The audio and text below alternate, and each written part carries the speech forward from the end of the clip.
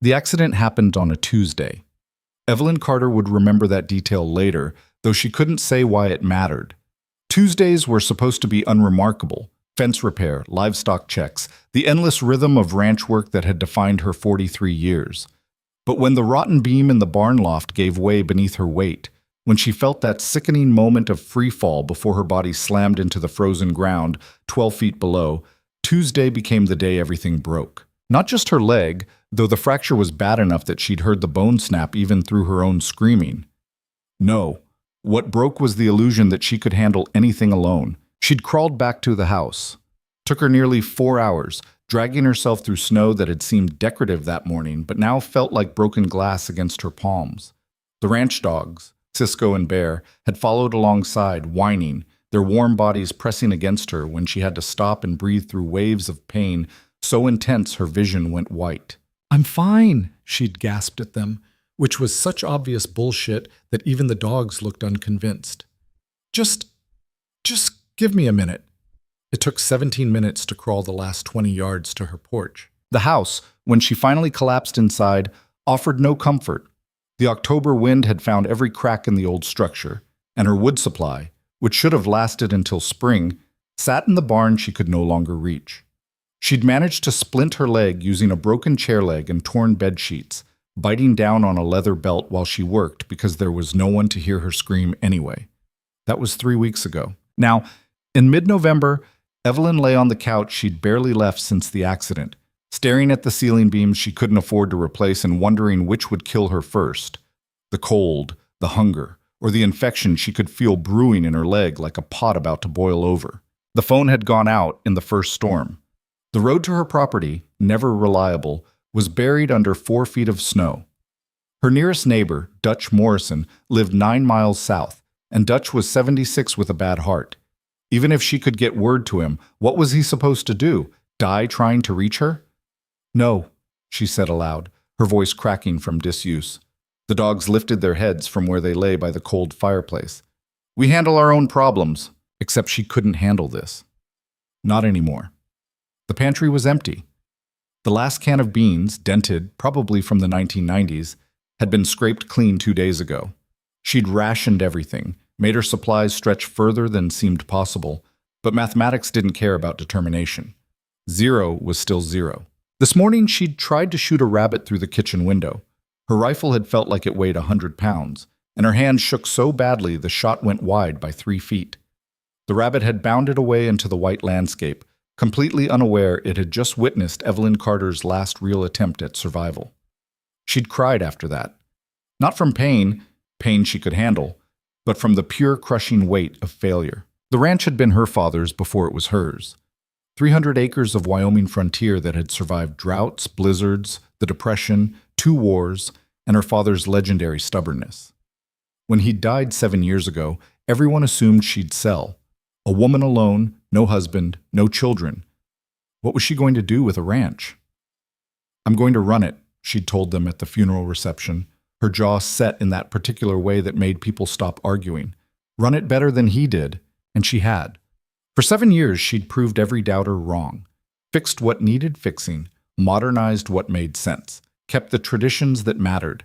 She'd outlasted bad markets and harsh winters, rebuilt fences and birthed calves in the middle of April snowstorms. The Carter Ranch had thrived under her stewardship, not despite her gender, but because she was damn good at what she did. Now look at her. Helpless, useless, dying by inches in the house her grandfather had built with his bare hands. "Some legacy," she muttered. Cisco whined and patted over, resting his gray muzzle on the edge of the couch. She scratched behind his ears with trembling fingers. "I'm sorry, boy. I'm so sorry." The dogs hadn't eaten in 3 days either. She'd given them the last of her food, half a sleeve of stale crackers, and they'd refused to touch it until she'd ordered them to eat. Even then, Bear had looked at her with those liquid brown eyes that seemed to ask, "What about you?" "Dogs are too smart," her father used to say. "They see right through your bullshit." He'd been right about that, at least. Outside, the wind picked up, rattling the windows in their frames. Another storm coming. She could feel it in her bones, or maybe that was just the fever. Hard to tell the difference anymore. She closed her eyes just for a moment, just to rest. When she opened them again, the light had changed. Hours had passed. The temperature in the house had dropped another 5 degrees, maybe more. Her breath formed thick clouds, and when she tried to sit up, her body refused the command. "Okay," she whispered. "Okay, this is bad." Her leg throbbed with a heat that had nothing to do with warmth. When she touched the splint, the skin around it felt tight and hot. Infection spreading, claiming territory her immune system no longer had the resources to defend.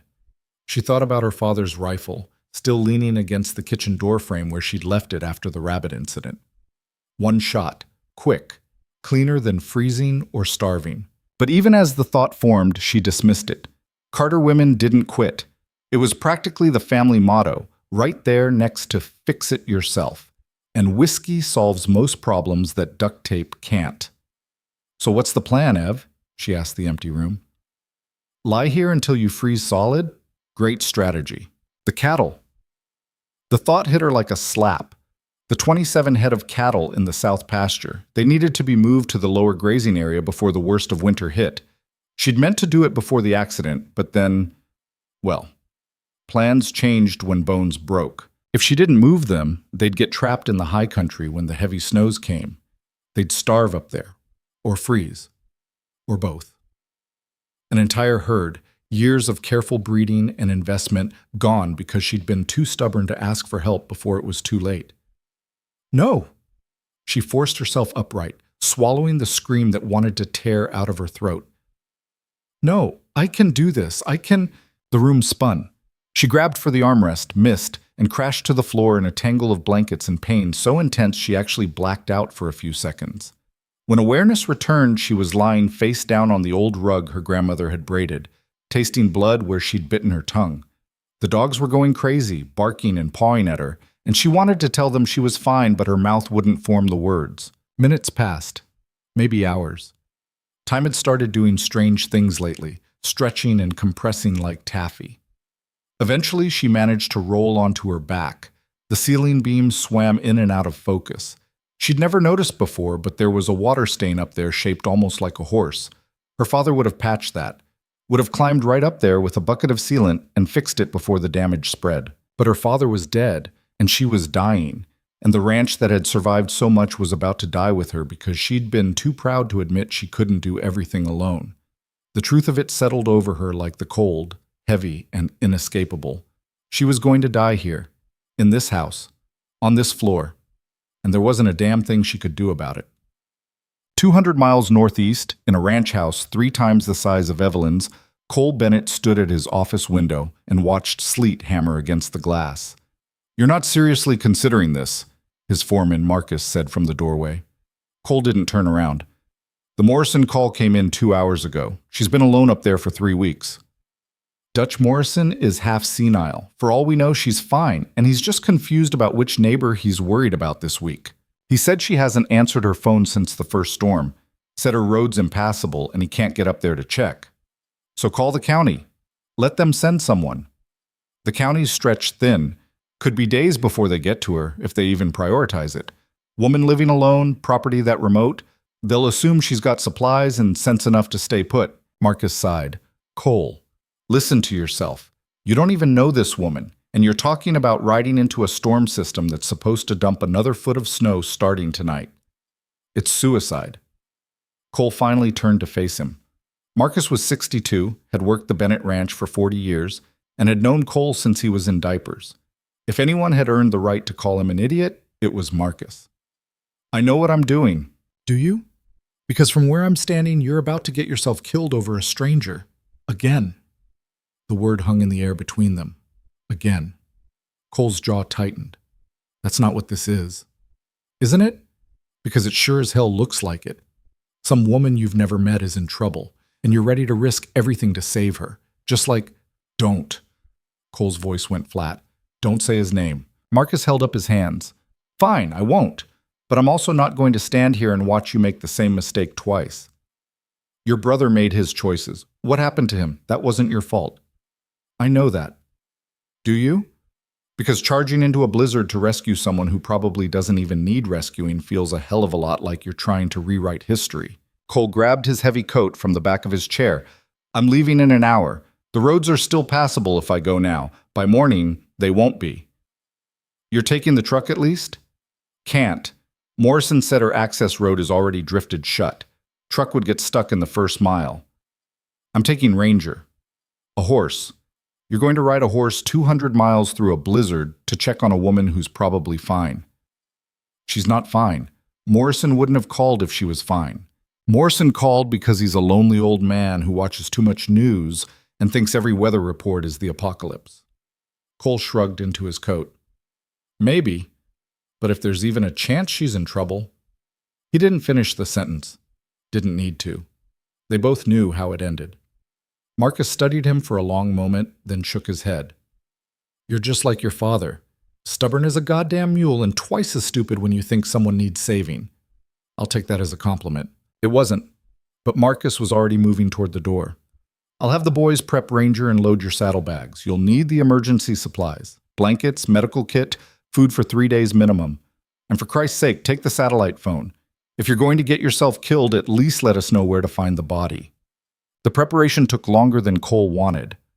Ranger, a massive bay quarter horse with the temperament of a saint and the endurance of a machine, stood patient while they loaded him with gear. Food, water, medical supplies, a canvas tarp, rope, fire-starting kit, ammunition. By the time they finished, the horse looked like a pack mule, and the sleet had turned to snow. Last chance to reconsider, Marcus said. Cole swung into the saddle.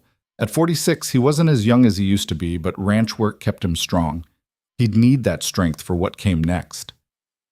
Hold down the fort. I'll call when I get there. If you get there. When? Marcus stepped back, his expression caught between frustration and something that might have been fear. Your father would have done the same damn thing. Probably why he died at 50. Cole gathered the reins. My father died because his heart gave out. Nothing to do with stubbornness. Keep telling yourself that. The first hour wasn't bad. Cole knew this country. He'd ridden these trails since childhood, knew every creek crossing and shortcut. The snow fell steadily, but hadn't accumulated enough to slow them yet. Ranger moved with the steady, ground-eating gait of a horse who'd done hard miles before and wasn't impressed by weather. By the second hour, visibility started to drop. By the third, Cole began to wonder if Marcus had been right. The wind picked up, driving snow horizontal across the open rangeland. What had been a manageable ride turned into a fight against nature itself. The trail, such as it was, disappeared under a uniform blanket of white. Cole navigated by landmarks he could barely see, a lightning-struck pine, a rock formation shaped like a sleeping bear, the fence line that marked the boundary between Bennett land and open range. His face went numb despite the scarf wrapped across his mouth and nose. Ice formed in Ranger's mane. The temperature dropped so fast Cole could feel it through his heavy coat, 20 degrees, then 10, headed for 0 and still falling. We're idiots, he told the horse. Marcus was right. We're going to die out here for someone we've never met. Ranger snorted, which Cole chose to interpret as disagreement. The thing was, Marcus had been half right. This wasn't just about Evelyn Carter, a stranger in trouble. It was about Daniel. His younger brother by 3 years, Daniel Bennett, had been everything Cole wasn't. Charismatic, reckless, convinced the world owed him adventure. At 22, he'd taken off for Alaska to work on a fishing boat, ignoring their father's warnings and Cole's attempts to talk sense into him. 3 months later, they got the call. Engine failure in a storm. Daniel and 2 other crew members had gone into the water. The others were found. Daniel wasn't. For weeks, Cole had torn himself apart with what-ifs. What if he'd tried harder to stop him? What if he'd gone along to watch his brother's back? What if? The rational part of his brain knew it wouldn't have mattered. Daniel had made his choice. But the other part, the part that woke him up at 3 a.m. in a cold sweat, that part whispered that he'd failed his brother when it mattered most. So yeah, when Dutch Morrison called about a woman alone in the mountains, injured and cut off by storms, Cole heard the echo of every failure he'd never been able to fix. And he'd gotten on his horse because this time, maybe, he could do something that mattered, even if it killed him. The storm intensified. What had been steady snowfall turned into a full blizzard, wind screaming across the open land with enough force to push Ranger sideways. Cole hunched in the saddle, trusting the horse to find footing he couldn't see. They crossed Bennett Creek, normally a gentle stream, now a frozen ribbon, and entered rougher country. Hills rose around them, channeling the wind into brutal gusts that cut through layers of clothing like they were tissue paper. Cole's hands, even in thick gloves, had gone past cold into a numbness that scared him. Frostbite. Hypothermia. The words cycled through his mind with clinical detachment. He'd seen both on the ranch, knew what they could do. If his core temperature dropped too far, he'd start making stupid decisions. Then he'd stop making decisions at all. Then he'd die, probably still in the saddle, frozen solid, while Ranger stood confused in the snow. Keep moving, he told himself. Words felt thick in his mouth, bad sign. Just keep moving. Hours blurred together. The world contracted to the patch of white in front of Ranger's nose, the burning cold in Cole's lungs, the mechanical motion of staying upright in the saddle. He pulled out the compass twice, no, 3 times, to check their heading. Northwest. Keep going northwest. At some point, night fell, though it was hard to tell the difference. The darkness was just another shade of gray in a world that had forgotten color existed. He should stop. Find shelter. Wait out the worst of the storm. Everything he knew about survival said to get out of the wind, conserve heat, stay put. But if he stopped, Evelyn Carter died. If she wasn't dead already. The thought should have terrified him.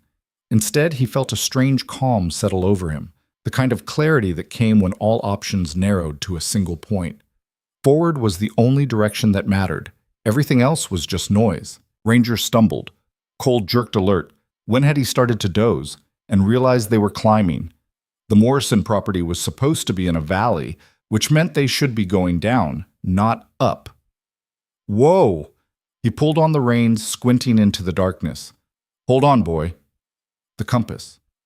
Where was the compass? His fingers fumbled at his coat pocket, clumsy and slow. There. He flipped it open, angled it to catch what little light remained. East. They were headed east. Damn it! His voice sounded strange, slurred. How long had they been going the wrong direction? An hour? 2? He turned Ranger back toward what he hoped was northwest, but the landscape gave him nothing to work with. No landmarks, no trails, just endless white and a wind that wanted to scour them off the face of the earth. They descended into a draw that offered some shelter from the wind. Cole slid from the saddle, his legs nearly buckling when they hit the ground. He needed to rest, just for a minute, just long enough to get his bearings and warm up enough to think straight. He rigged the canvas tarp between Ranger and a cluster of rocks, creating a pocket of relatively calm air. The horse stood patient while Cole's numb fingers worked the knots. Inside the makeshift shelter, out of the direct wind, the difference was immediate. Not warm. Nothing would be warm tonight. But survivable. Cole dug through the saddlebags for the emergency supplies. Blanket, thermos of coffee, probably frozen by now, jerky. He forced himself to eat even though his body didn't want food, just sleep. Sleep would kill him. He knew that like he knew his own name. Okay. He spoke to keep himself alert. Okay, we're off course. Storm's worse than expected. Smart thing to do is wait it out. Morning, we can see where we are, get back on track. Even as he said it, he knew it was bullshit. The storm wasn't going to break by morning. The forecast had been clear. 3 days of heavy snow, high winds, temperatures well below 0. This was just the beginning. And Evelyn Carter was running out of time, if she hadn't run out already. Cole closed his eyes. Just for a second, just to rest them, and immediately jerked them open. That's how it happened. That's how people died in the cold. They closed their eyes for just a second, and that second stretched into forever. He forced himself to his feet, stamping to get circulation moving. His toes had gone numb hours ago, probably frostbite in at least a few of them. He'd deal with that later, if there was a later. The wind howled outside their shelter, a sound like the earth itself screaming. Somewhere in that darkness, if he'd calculated right, Evelyn Carter was fighting her own battle. 2 people, strangers, both at the mercy of a winter that didn't give a damn about determination or pride or any of the things humans thought mattered. We're coming, he said, not sure if he was talking to her or to himself. Just hold on. We're coming. Ranger shifted, snow crusting on his back despite the tarp. The horse had done everything asked of him and more. Cole ran a hand along the animal's neck, feeling the solid warmth of muscle and life. Tomorrow, he promised. Tomorrow, we find her. If they made it to tomorrow, if she made it to tomorrow, if any of them made it, Cole pulled his coat tighter and settled against Ranger's bulk, stealing what warmth he could from the horse's body. The wind screamed, the snow fell, and somewhere in the vast darkness of the Wyoming winter, two lives hung in a balance that was tipping toward the wrong side. He thought about his brother, somewhere at the bottom of the Bering Sea. Thought about his father, dead of a heart attack 3 years ago while fixing fence in July heat. Thought about all the ways the world could kill you if you gave it half a chance. But he also thought about the woman he'd never met. Stubborn enough to run a ranch alone, tough enough to survive 3 weeks with a broken leg, proud enough to die rather than ask for help. Yeah, he muttered. I know the type. The storm hammered on. Cole forced himself to stay awake, counting seconds, then minutes, then hours. He recited poetry he'd learned in high school, listed every horse he'd ever owned, named all 50 states in alphabetical order. Anything to keep his brain active, keep his body from shutting down. Sometime in the darkest hours before dawn, the wind shifted. Cole felt the change more than heard it. A slight easing in the pressure, a break in the relentless assault. He pushed out of the shelter, every muscle screaming protest, and looked up. The clouds had thinned. Not much, just enough that he could see stars in a few patches of sky. That's something, he told Ranger. Not much, but something. He saddled up again, movements automatic from a lifetime of ranch work. His hands had regained some feeling, which meant they hurt like hell. Good. Pain meant he wasn't too far gone yet. They rode out of the draw as the first hint of gray touched the eastern horizon. The snow had eased to occasional flurries. The temperature had dropped another 10 degrees. Cole's thermometer read -15, but at least they could see. The landscape that emerged from the darkness was alien and beautiful. Hills transformed into smooth white sculptures, trees bent under the weight of snow. The whole world holding its breath in the pause between storms.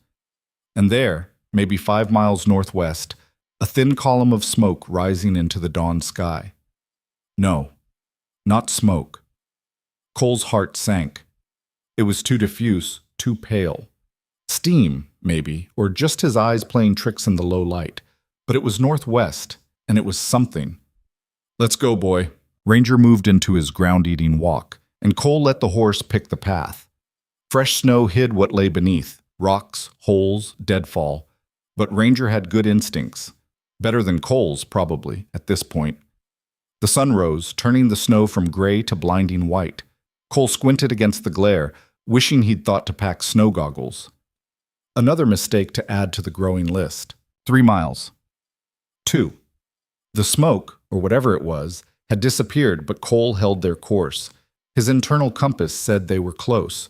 His gut said they were almost there. And then Ranger stopped. Cole looked up from his fog of exhaustion and cold and saw it. A house. Small, weathered, smoke-dark against the white. No smoke from the chimney, no tracks in the snow around it. No signs of life at all. Please, he heard himself say, please let us not be too late. He dismounted, nearly fell, caught himself on the saddle horn, and stumbled toward the porch. His legs didn't want to work right. Frostbite for sure, maybe worse. He'd worry about that later. The door was unlocked. Stupid. That detail stuck with him. Who left their door unlocked in country like this? Someone who wasn't expecting visitors, or someone who'd stopped caring. Cole pushed inside and was hit by cold so intense it might as well have been heat. This wasn't outdoor cold. This was the cold of a place that had given up, where fire had died and life was following close behind. Hello? His voice cracked. Miss Carter? Evelyn? Nothing. He moved deeper into the house, eyes adjusting to the dim interior. Kitchen to his right, living room ahead. And there, on the floor between a couch and a cold fireplace, a body, too still, surrounded by dogs that looked up at him with eyes that held too much knowledge and no hope at all. Cole dropped to his knees beside her. Evelyn Carter, had to be, and reached for her throat with shaking hands. Please, please let there be a pulse. His fingers, clumsy with cold and fear, pressed against her neck. Nothing. He shifted his grip, tried again. There. Faint. So faint he almost missed it. But there. A heartbeat. Okay. He was talking again, words spilling out in a rush of relief and terror. Okay, you're alive. You're alive. And we're going to keep you that way. You hear me? We're going to keep you that way. He had no idea if she could hear him. Didn't matter. He needed to hear it himself. Cole's training kicked in. Years of ranch emergencies, injuries in remote locations, that weekend wilderness first aid course he'd taken but never thought he'd use. Check for breathing, check for bleeding, assess the injury. Her breathing was shallow, irregular, no obvious bleeding. But her leg, Christ, her leg was a mess. Splinted, but the skin around the splint was angry red, fading to a sickly purple gray. Infection. Bad infection. And she was cold. Not just cold. Hypothermic. Her core temperature had dropped to the point where her body was shutting down, conserving what little energy remained for the barest essentials of staying alive. Fire, he said to the dogs, who watched him with desperate intensity. I need to get her warm. The fireplace. He lurched to his feet, grabbed the poker, found kindling and larger wood stacked beside the hearth. His hands shook so badly it took 3 tries to light the match, but finally, flame caught and spread. While the fire built, Cole ran back outside for his saddlebags. The medical kit, blankets, anything he could use. Ranger stood where Cole had left him, snow already accumulating on his back. I'll get you inside soon, Cole promised. Just let me back in the house. The fire was going strong now, throwing heat and light into the frozen space. Cole stripped off his coat, wrapped Evelyn in every blanket he had, positioned her close to the fire, but not too close. Hypothermia treatment protocols ran through his head. Gradual rewarming, watch for cardiac arrest. Don't warm too fast or you'll cause more damage. Her pulse remained faint but steady. That was good. That was something. He found the kitchen, started water heating on a propane camp stove he'd brought. Warm liquids, if he could get her conscious enough to swallow. The satellite phone? Where was the phone? In his coat. He dug it out, punched in the emergency number. Nothing. He checked the display. No signal. Of course no signal. They were in a valley in the middle of a blizzard. Getting a signal out here would take a miracle, and Cole had already used up his miracle quota just finding her alive. Okay. He forced himself to breathe, to think. Okay, we do this the old-fashioned way. I keep her stable. I get her through the night. Tomorrow, when the weather clears, I get a signal and call for help. Simple plan. Probably doomed to fail. But it was all he had. Cole sat back against the couch, Evelyn's unconscious form between him and the fire, and let himself acknowledge just how screwed they both were. He was exhausted, possibly frostbitten, definitely hypothermic himself. She was critically injured, infected, hypothermic, and slipping away despite his best efforts. They were snowed in with limited supplies, no communication, and another storm due to hit in less than 24 hours. One of the dogs, the gray one, patted over and laid his head on Cole's knee. The other, a brindled mutt, curled against Evelyn's side like a living hot water bottle. Good dogs, Cole said, and meant it. You kept her alive this long. Now we finish the job. The fire crackled. Outside, the wind picked up again, the next wave of the storm rolling in. Cole added more wood, checked Evelyn's pulse again, still there, thank God, and settled in for what promised to be the longest night of his life. Somewhere in the back of his mind, he heard Marcus's voice. You're going to get yourself killed over a stranger. Maybe. Probably. But at least this time he'd made it in time. This time someone would live, if he could just keep them both alive long enough to see morning. The fire had been going for 2 hours before Evelyn's eyelids flickered. Cole saw it from where he sat cross-legged on the floor, his back against the couch, watching her face for any sign of change. Just a twitch at first. So small he thought he'd imagined it. Then her fingers moved, curling slightly against the blanket. That's it, he said quietly. Come on back. Her eyes opened. Not all the way. Just slits of confusion staring up at the ceiling beams.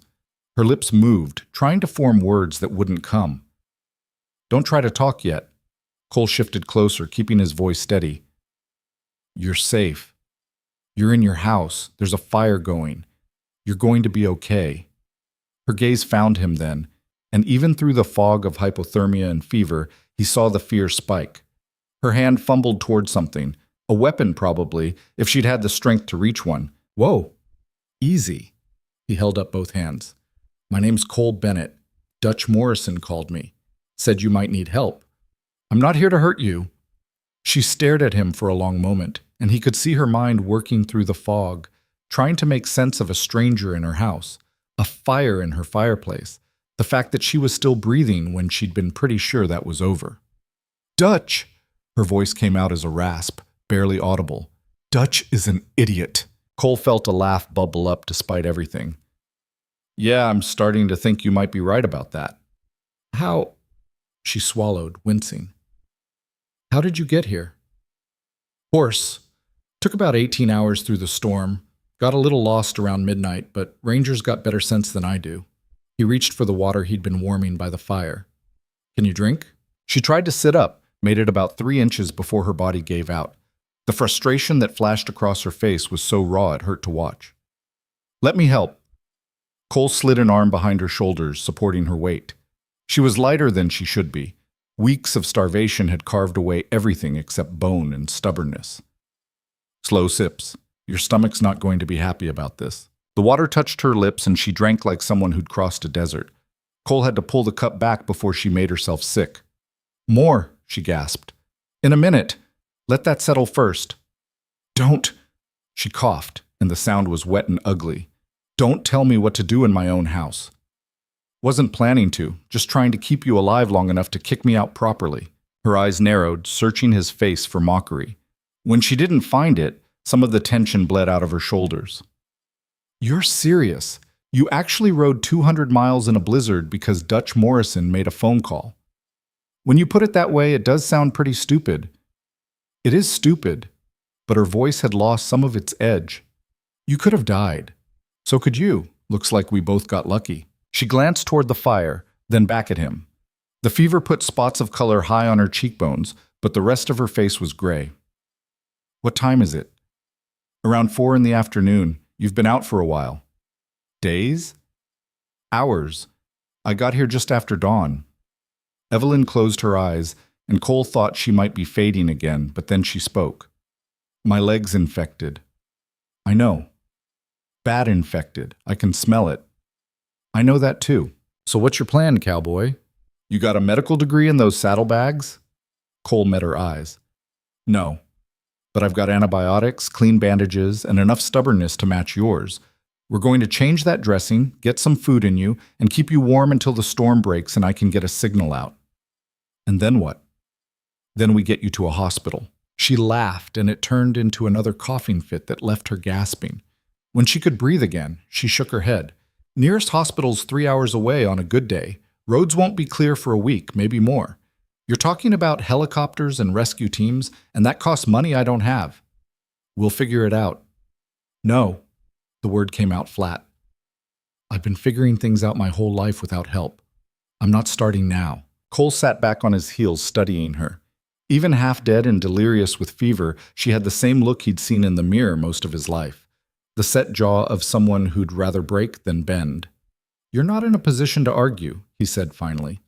"Watch me." "Fine. Here's how this is going to go. I'm going to take care of that leg whether you like it or not, because if I don't, you'll be dead by morning. Then we're going to have a longer conversation about your definition of strength, but that can wait until you're not actively dying. Deal?" "I don't remember agreeing to—" "Deal," Cole repeated and stood up. "Now shut up and let me work." For a second he thought she might actually try to fight him, but whatever reserves of energy she'd scraped together to wake up were already gone. She slumped back against the cushions he'd propped behind her, breathing hard. "I hate you," she muttered. "You don't even know me." "I know your type, riding in like some hero, thinking you're going to fix everything." Cole paused in the act of digging through his medical kit. "Lady, I'm not a hero. I'm just someone who happened to be available when you needed help. There's a difference." "Is there?" "Yeah, heroes are brave. I'm just too stubborn to know when to quit." That got a sound that might have been a laugh. "Okay, maybe I hate you a little less. I'll take it."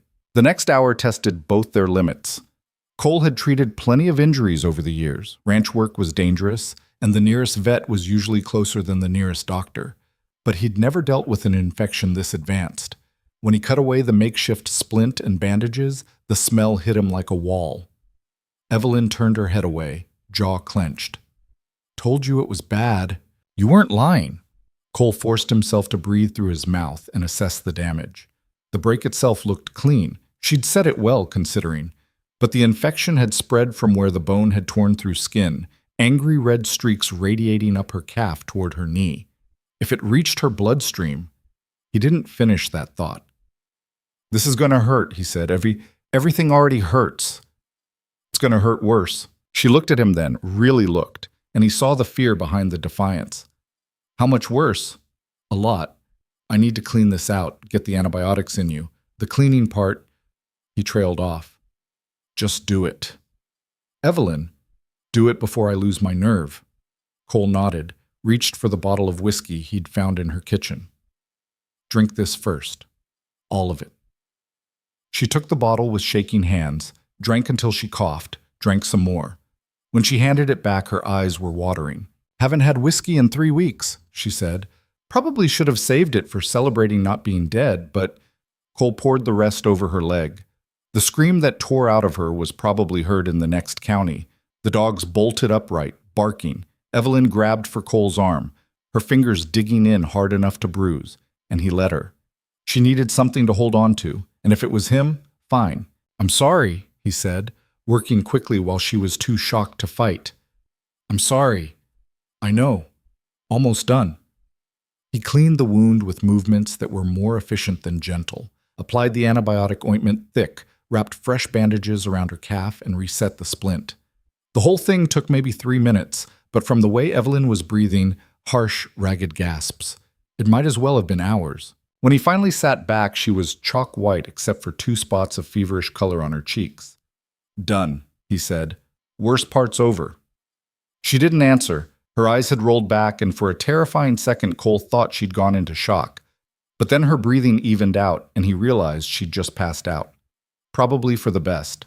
He covered her with the blankets again, added more wood to the fire, and finally let himself acknowledge how exhausted he was.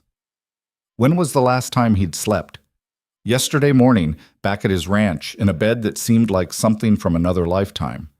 The dogs had settled down again, one on either side of Evelyn. The gray one, Cisco, based on the name carved into his collar, watched Cole with wary eyes. I'm not going to hurt her, Cole told the dog. We're on the same side here. Cisco didn't look convinced, but he didn't growl either. Progress. Cole moved to the window, looked out at a world that had disappeared into white. The storm had intensified while he'd been working, and visibility was down to maybe 20 feet. Ranger was out there somewhere. Cole had managed to get the horse into what passed for a barn, though the structure looked about as stable as Evelyn's health. He should check on the horse, make sure he had water, food, shelter from the worst of the wind. But the thought of going back out into that cold made every muscle in his body protest. 5 minutes, he muttered. 5 minutes, then I'll go. He sat down on the couch just to rest his eyes. When he woke, it was dark and someone was screaming. Cole jerked upright, disoriented, reaching for a weapon he didn't have. The fire had burned down to coals. The screaming resolved into Evelyn, thrashing against her blankets, caught in the grip of fever dreams. No, she gasped. No, I have to. The cattle, they'll die. Hey. Cole dropped to his knees beside her, caught her hands before she could tear at the bandages. Evelyn, you're dreaming. Wake up. Her eyes snapped open, but they weren't seeing him. She was somewhere else entirely, fighting battles he couldn't see. Dad said I couldn't do it, she said, her voice cracking. Said a woman can't run this place alone. But I did. I did it. 7 years and I proved him wrong. You did, Cole agreed, trying to anchor her to reality. You did prove him wrong. The ranch is still here. You're still here. The cattle. I have to move them. They're trapped in the high pasture and the snow. The cattle are fine. You don't know that. You don't. They'll starve. They'll freeze. And it'll be my fault because I wasn't strong enough, wasn't smart enough to stop. The word came out sharper than he intended. Cole gentled his tone. Listen to me. You did everything you could. What happened, the accident, the storm, none of that was your fault. She focused on him then, really seeing him for the first time since she'd woken. Who are you? Cole Bennett. We met earlier, remember? Cole? She tested the name like it was unfamiliar. You came through the storm. Yeah. Why? It was the same question Marcus had asked, and Cole still didn't have a good answer. Because Dutch Morrison called? Because his brother died and he couldn't save him? Because sometimes you had to do something that mattered, even if it was stupid? Does it matter? He asked instead. Evelyn studied his face in the dim light from the coals. I guess not. You're here, that's what counts. How are you feeling? Like I got trampled by a horse, set on fire, and left to freeze. So, better than yesterday. Cole found himself smiling despite everything. That's a hell of a baseline. I'm a hell of a woman, but her bravado crumbled almost immediately.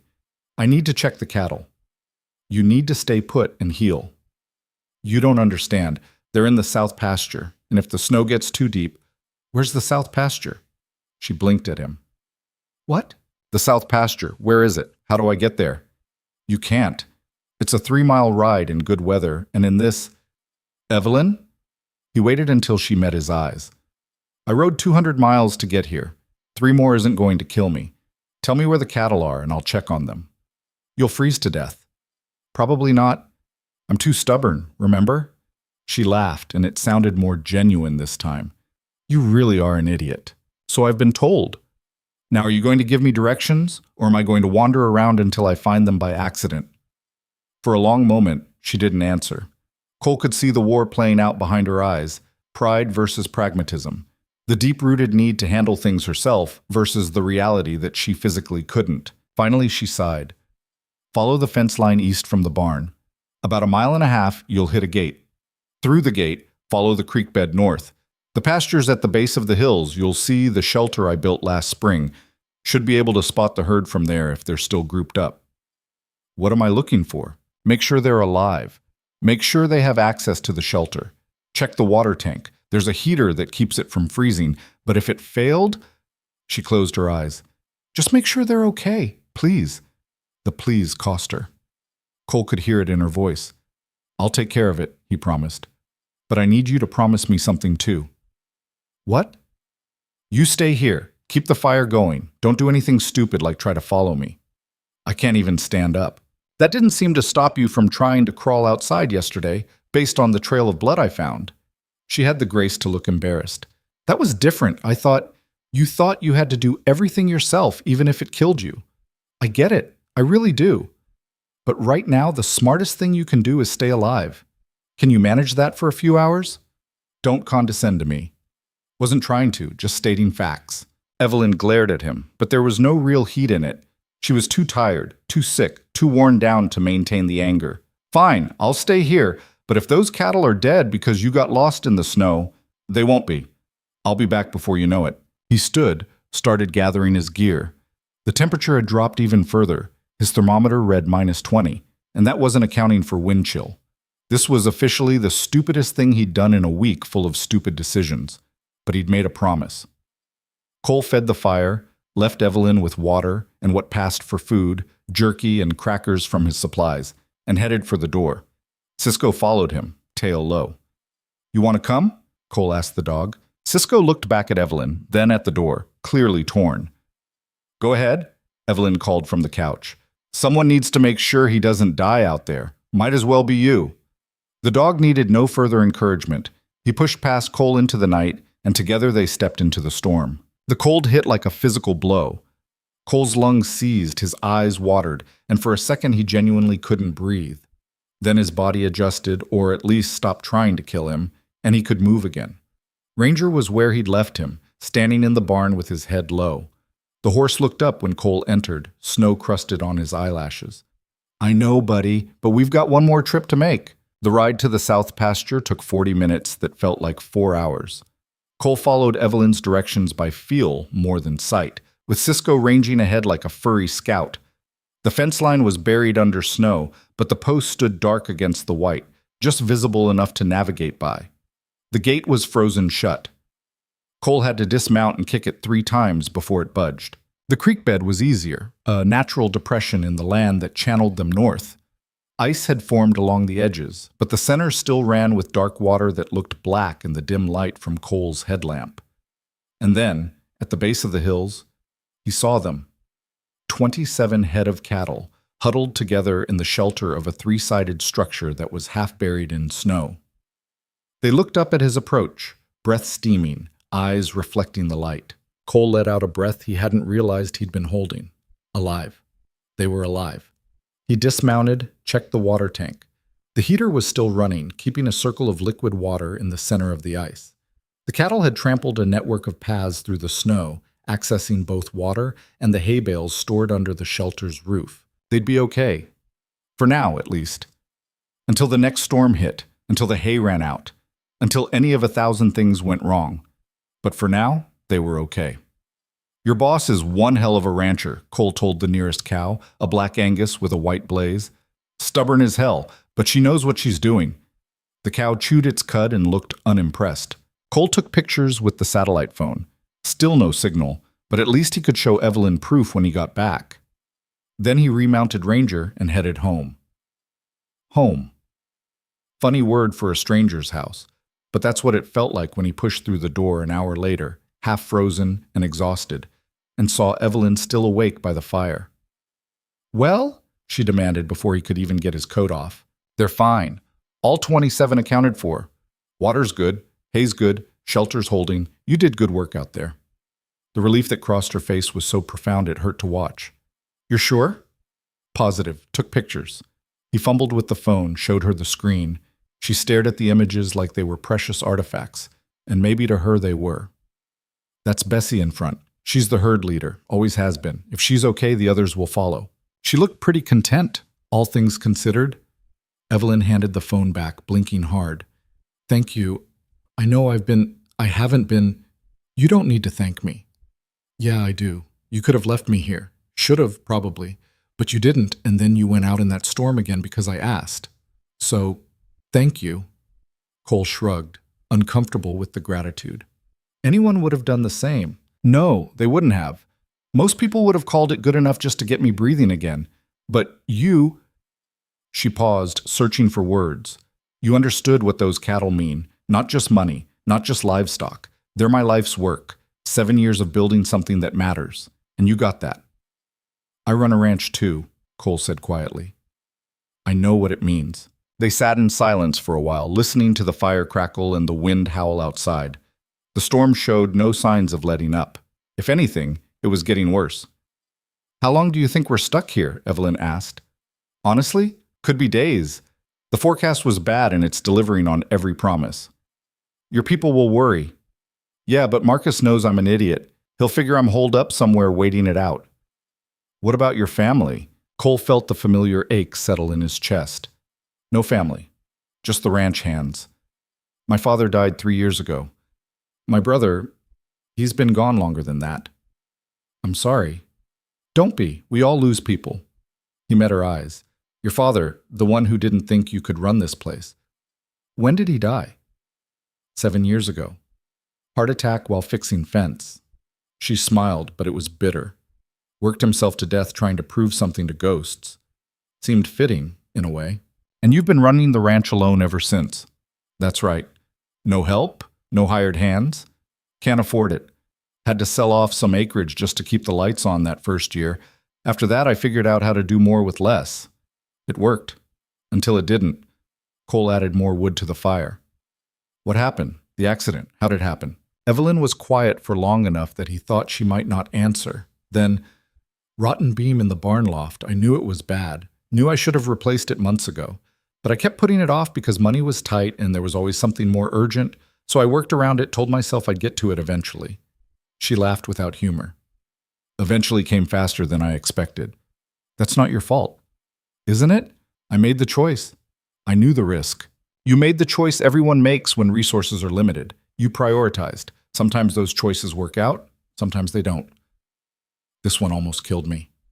"But it didn't. You're still here. Because you showed up. Because you're too stubborn to die. I just helped a little." Evelyn shifted against her makeshift pillow, wincing as the movement jarred her leg. "Why did you really come, Cole? And don't give me that line about Dutch Morrison calling. There's more to it than that." Cole considered deflecting, but something about the way she asked, direct, honest, expecting the same in return, made him tell the truth. "My brother," he said. "Daniel. He died 8 years ago. Fishing boat went down in a storm off Alaska. They recovered 2 of the crew. He wasn't one of them. I'm sorry. He was 22. Thought he was invincible. I tried to talk him out of going, but Cole shrugged. He didn't listen. And I let him go anyway, because I figured he was an adult and could make his own choices. That wasn't your fault either. Wasn't it? I knew he wasn't ready, knew the job was dangerous, but I didn't push hard enough, didn't... Stop. Evelyn's voice cut through his spiral. You can't save someone who doesn't want to be saved. Trust me. I know. Cole met her eyes. Yeah, I'm getting that impression. So when Dutch called about a stranger in trouble, you saw a chance to rewrite history. Maybe. Or maybe I just couldn't stand the thought of someone dying alone when I could have done something about it. Even if it killed you in the process? Even then. They looked at each other across the firelight. 2 people who'd spent too long carrying weight that wasn't entirely theirs to carry. We're quite a pair, Evelyn said finally. Both too stubborn for our own good. Seems that way. You think we'll make it out of this? Cole glanced toward the window where snow piled against the glass like something alive and hungry.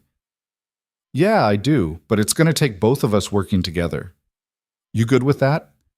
Evelyn was quiet for a long moment. Then, slowly, she nodded.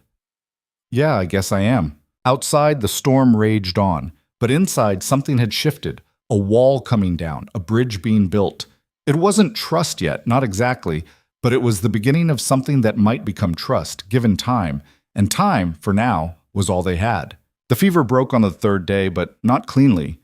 Cole woke to find Evelyn convulsing beside the fire, her body rigid with seizures that made the dogs howl in panic. He rolled her onto her side, held her there while her muscles spasmed and her teeth chattered hard enough to crack. It lasted maybe 90 seconds, felt like an hour, and when it finally stopped, she lay gasping like a fish on dry land. I'm okay, she wheezed before he could ask. Just give me a minute. That wasn't okay, that was a seizure. I know what it was. She tried to sit up, failed, let him help her back against the cushions. Happened once before, years ago. High fever. Body just shorts out sometimes. You need a hospital. What I need is for this infection to clear. She touched her leg gingerly, hissed at the contact. Is it getting worse? Cole had changed the dressing twice daily since he'd arrived, and the honest answer was that he didn't know. The angry red streaks hadn't spread further up her calf, but they hadn't receded either. The wound itself looked marginally better, less pus, less smell, but that might have been wishful thinking. Hard to say, he admitted. The antibiotics are doing something, but whether it's enough... In other words, we're hoping for the best and preparing for the worst. Pretty much. Evelyn laughed, and it turned into a cough. Story of my life. The storm had finally broken that morning after 3 solid days of snow. Cole had stepped outside at dawn to a world transformed. Drifts 8 feet high against the north wall of the house, the barn barely visible under its white burden, trees bent double under the weight. Beautiful and deadly in equal measure. And still no cell signal. He'd climbed to the highest point he could reach, held the satellite phone above his head like some kind of technological prayer, and gotten nothing but static. We're on our own, he'd told Evelyn when he came back inside. She'd just nodded, like she'd expected nothing else. Now, watching her breathe through the aftermath of the seizure, Cole felt the weight of that isolation press down harder. If something went really wrong, if the infection spread to her blood, if another seizure didn't stop, if any one of a dozen complications kicked in, there was nothing he could do. He wasn't a doctor, he was a rancher with a first aid kit and good intentions, and that wasn't going to be enough if this went sideways. Stop looking at me like I'm already dead, Evelyn said. Cole blinked. I'm not. You are. I can see it on your face, that look people get when they're trying to figure out how to tell you bad news. She met his eyes. I'm not dying. Not today, anyway. How can you be so sure? Because I'm too pissed off to die. Still got too much to prove. To who? Your father's been gone 7 years. To myself. She shifted against the pillows, wincing. You think I spent all this time building something just to let it fall apart the first time things got hard? No. I survived this. I keep going. Simple as that. Cole sat back on his heels. You know, most people in your situation would be scared. Who says I'm not scared? Are you? Evelyn was quiet for a moment. Terrified. Have been since the accident, but being scared doesn't change what needs to happen. Still gotta survive, still gotta keep the ranch going. Fear's just background noise. That's a hell of a way to live. It's the only way I know. Cole understood that better than he wanted to admit. He'd spent 8 years pushing through the fear that Daniel's death had left behind, fear that he'd fail someone else, fear that he wasn't strong enough or smart enough or fast enough when it mattered. The ranch had been his anchor, hard work the remedy for thinking too much. Looking at Evelyn now, he saw the same pattern. Different details, same basic shape. Two people trying to outrun ghosts by working themselves to death. "We're both idiots," he said. "Took you this long to figure that out?" "I'm a slow learner." She smiled, and for the first time since he'd met her, it reached her eyes. "At least you're honest about it." The rest of the day passed in a strange kind of domesticity. Cole kept the fire going, prepared what passed for meals from their dwindling supplies, checked on Ranger in the barn. Evelyn drifted in and out of sleep, her fever climbing and falling like tides. The dogs maintained their vigil, Cisco at her head and Bear at her feet, both watching Cole with eyes that seemed to ask if he knew what he was doing. "Not really," he told them during one of Evelyn's deeper sleeps, "but we're making it up as we go." Bear's tail thumped once against the floor. Cisco continued to look skeptical. By evening, Evelyn was awake and restless. The fever had dropped to something almost normal, and with it came the return of her personality, which meant she was bored, frustrated, and looking for someone to argue with. "I should be doing something," she announced from the couch. "You are doing something. You're healing. That's not doing something. That's just lying here being useless." Cole looked up from the pot of soup he was heating, canned chicken noodle from her pantry, probably older than the truck outside. "You had a seizure this morning. Lying there being useless is exactly what you should be doing. The ranch doesn't run itself. The ranch is fine. The cattle are fine. Everything's fine." "You checked on them again?" "This morning. All present and accounted for." "What about the water heater?" "Still working." "The fence line on the east pasture. There's a section that was weak before the storm. If the snow weight brought it down..." "Evelyn." Cole set down the spoon and turned to face her. "I will check the fence. I will check the cattle. I will check every damn thing on this ranch if it'll make you feel better. But you need to accept that you can't do it yourself right now." "I don't need to accept anything." "Yeah, you do, because this..." He gestured at her leg, at the pallor in her face, at the way she couldn't sit up without help. "This is what happens when you try to do everything alone. You nearly died. You understand that? Another day, maybe 2, and I would have found a body instead of a person." The words came out harsher than he'd intended, but he didn't take them back. Someone needed to say it. Evelyn stared at him, jaw tight. "You don't know what it's like." "Don't I? I run a ranch too. I know about the work, the responsibility, the weight of keeping everything going, but I also know when to ask for help." "Do you? Because from what I've seen, you rode 200 miles alone through a blizzard instead of calling for backup. Doesn't sound like asking for help to me." Cole opened his mouth to argue, then closed it. She had a point. "Fine," he said. "We're both terrible at it, but at least I'm trying to learn." "By lecturing me?" "By being honest with you. Someone's got to be." They glared at each other across the small room, and Cole could see her working through it, the anger, the pride, the deep-seated need to prove she didn't need anyone. He'd seen the same fight in the mirror often enough to recognize it. Finally, Evelyn sighed. "The east fence. If it's down, the cattle could drift into Morrison's property. Dutch would send them back, but it'd be a mess." "I'll check it tomorrow." "And the barn roof, there's a section on the south side that was leaking. With all this snow, I'll check that too. The truck needs the battery pulled if we're not using it, otherwise the cold will kill it." "Consider it done." She studied him for a long moment. "You're serious? You're actually going to take care of all this?" "That's why I'm here." "I thought you were here to keep me from dying." "I can do both." "Why?" The question hung in the air between them. Cole could have given her a dozen easy answers, because it needed doing, because he had nothing better to do, because Dutch Morrison had asked. But Evelyn deserved better than easy answers. "Because I know what it's like to watch something you built start to fall apart," he said quietly. "After my father died, the ranch went to hell for a while. I was too busy being angry and guilty to notice the maintenance slipping, the books getting messy, the whole operation starting to crack.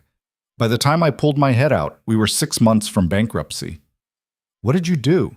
Got help. Hired Marcus as foreman, brought in a bookkeeper, stopped trying to prove I could do my father's job exactly the way he did it. Hardest thing I ever did, admitting I couldn't handle it alone. But you did handle it, got the ranch back on track. Yeah, but only after I almost lost everything because I was too proud to ask for help when I needed it. He met her eyes. Sound familiar? Evelyn looked away first. I'm not good at this. At what? Accepting help. Trusting people. Any of it. Her voice went quiet. My father, he was a hard man. Good rancher, terrible parent. Everything I did was wrong, or not good enough, or proof that I couldn't hack it. When he died and I took over, I swore I'd never give anyone else the chance to tell me I was failing. So you cut yourself off. So I proved I could do it alone, and I did. For 7 years I made this ranch work without asking anyone for a damn thing. And now I'm lying on my couch with a leg that might need amputating, being kept alive by a stranger who rode through a blizzard because an old man made a phone call. She laughed bitterly. Not exactly the independent success story I was going for. Cole ladled soup into 2 bowls, brought one to her. You know what I think? I'm sure you're going to tell me. I think you did prove yourself. 7 years running this place solo, that's impressive as hell. But I also think you're confusing independence with isolation, and they're not the same thing. Aren't they? No. Independence means making your own choices, standing on your own 2 feet. Isolation means cutting yourself off from help when you need it. You can be independent and still accept help. The two aren't mutually exclusive. Evelyn took the soup, stared into it like it might have answers. Easy to say when you're not the one who spent their whole life being told they're not enough. You're right, it is easier for me, but that doesn't make it less true. They ate in silence for a while. The soup was terrible, oversalted and with noodles that had the texture of wet paper, but it was hot, and it was food, and neither of them was in a position to complain. My mother left when I was 6, Evelyn said suddenly. Just packed a bag one day and drove off. Never came back. My father told everyone she couldn't handle ranch life, but I think the truth was she couldn't handle him. He was controlling, had to be in charge of everything. When she pushed back, he pushed harder. Eventually, she just broke. That must have been hard. I blamed myself for a long time. Thought if I'd been better, easier, more like what they wanted, maybe she would have stayed. So I tried to be what my father needed, tough, capable, never complaining. Thought if I proved I could handle anything, maybe he'd finally say I was good enough. Did he? No. He died still thinking I'd sell the ranch as soon as he was gone. She set down her empty bowl. That's why I can't fail at this, Cole. Because if I do, he wins. Even dead, he wins. Cole wanted to tell her that her father's opinion didn't matter anymore, that she'd already proved everything that needed proving. But he knew she wouldn't hear it. Some battles had to be won internally, in the quiet spaces where logic didn't reach. You're not failing, he said instead. You're surviving. There's a difference. Is there? Yeah. Failing would be giving up. You haven't done that. I came pretty close. But you didn't. That counts for something. Evelyn looked at him, really looked, and something in her expression shifted. You're an odd man, Cole Bennett. I've been told. No, I mean it. You show up in the middle of a blizzard to save a stranger, nearly kill yourself doing it, and then stick around to fix fences and check on cattle that aren't even yours. Why? Cole thought about Daniel, about his father, about all the ways he'd tried to outrun guilt by working himself to exhaustion. About Marcus's words before he'd left. You're trying to rewrite history. Maybe I'm trying to prove something too, he admitted. To who? To myself, I guess. That I can be the person who shows up when it matters. That I don't have to fail everyone who needs me. You didn't fail your brother. Didn't I? If I tried harder to stop him, he still would have gone. People make their own choices, Cole. You can't control that. And you can't control that your mother left, or that your father was an ass, or that a barn beam gave out. But we both keep trying anyway, don't we? Evelyn smiled, sad and knowing. Yeah, we do. Outside, the wind had picked up again, though not with the fury of the earlier storm. Just a steady presence, a reminder that winter wasn't done with them yet. "Storm's coming back," Evelyn said, hearing the same thing he did. "Radio said there's another system moving in tomorrow night. Not as bad as the last one, but bad enough. We need to be ready." "We will be. I'll get more wood inside, make sure we have plenty of water, check the generator." He paused. "And I'll check that east fence and the barn roof." "You don't have to." "I know, I want to." She nodded slowly. "Okay, thank you." The next morning dawned clear and brutally cold. Cole stepped outside to air that felt like broken glass in his lungs and a sun that gave light but no warmth. The thermometer read -18. Ranger greeted him with a resigned snort that clearly said, "We're doing this again?" "Just a few hours," Cole promised. "Check the fence, check the roof, back before the next storm hits." The horse didn't look convinced, but he stood still while Cole saddled up. The ride to the east fence line took longer than it should have. Snow had drifted across every low point, and Ranger had to break trail through chest-deep powder in places. By the time they reached the fence, both horse and rider were breathing hard. The fence was down, just as Evelyn had feared. A 40-foot section had collapsed under the snow weight. Posts snapped clean through, wire tangled in the drifts. Two of Evelyn's cattle had already wandered through the gap and were grazing on Morrison's side. "Damn it!" Cole dismounted and assessed the damage. He'd need tools, replacement posts, new wire, all of which were back at the barn, naturally. He couldn't fix it today, but he could mark it, keep the cattle from drifting further.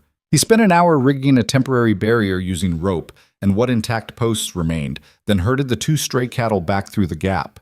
They went reluctantly, because cattle were creatures of habit, and this wasn't their routine, but eventually he got them moving in the right direction. The barn roof was next on the list.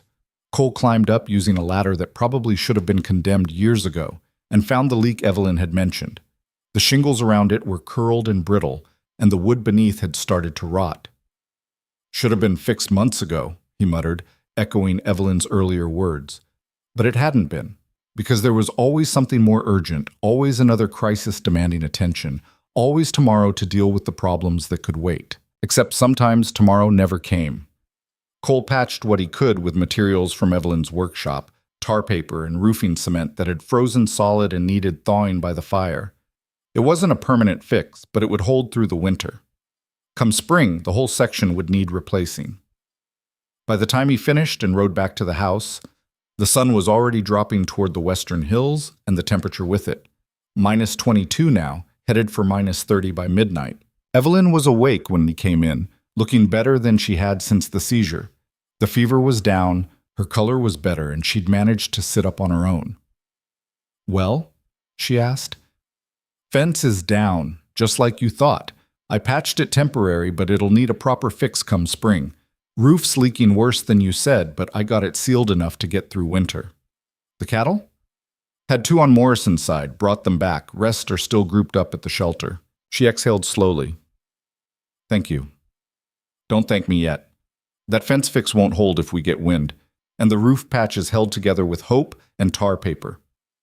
Still more than I could have done alone." Cole shed his coat and moved to the fire, trying to thaw out. His hands were numb despite the heavy gloves, and his face felt like someone had been hitting it with a hammer. "You look half frozen," Evelyn observed. "Feel about 3/4 frozen." "Come here." He looked at her, surprised. She'd pulled back one of the blankets, making space beside her on the couch. "Body heat," she explained, seeing his hesitation. "You share yours, I'll share mine.